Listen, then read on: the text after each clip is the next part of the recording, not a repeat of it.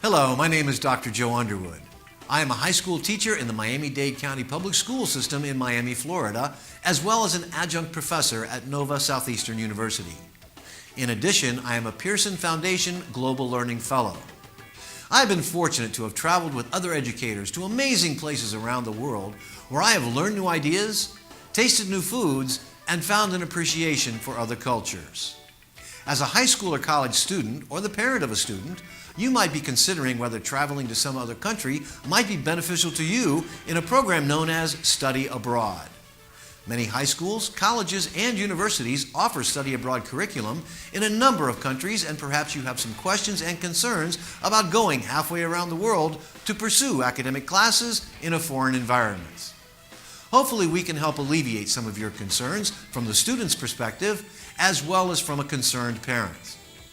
Recently, I was afforded the opportunity to travel to Copenhagen, Denmark, where I met with a number of students from around the United States who were enrolled in a study abroad program. We sat down in the comfort of their living quarters, a culinary house, and discussed a number of issues.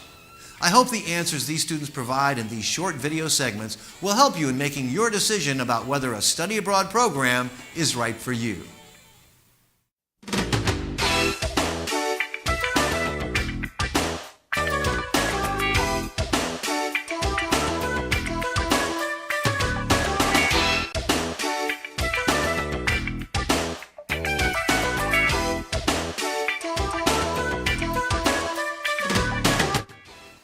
I was a little leery of it at first and scared for her, but it's turned out to be a wonderful experience for her and for my family because we got to travel over here as well.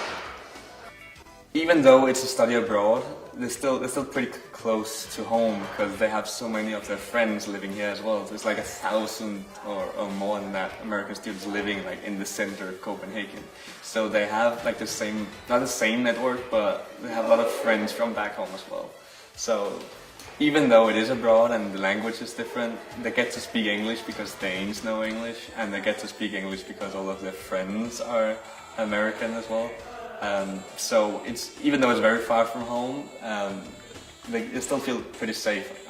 That's my take on it anyway. My major at school actually requires me to study abroad, so I had any option I wanted, and I thought because there's a different healthcare system here in Denmark that I would come and learn about their healthcare system and study public health so that when I go back to McAllister and write my senior thesis, I can compare the two systems a little bit.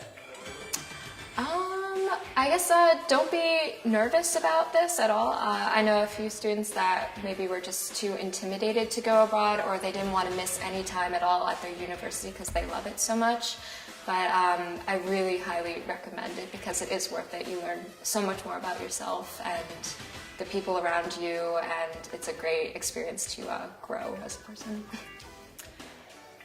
It's really interesting because when you're at your university, you get really involved in the specific culture of your university, and everyone kind of has the same point of view and the same experiences because you're all doing the same thing.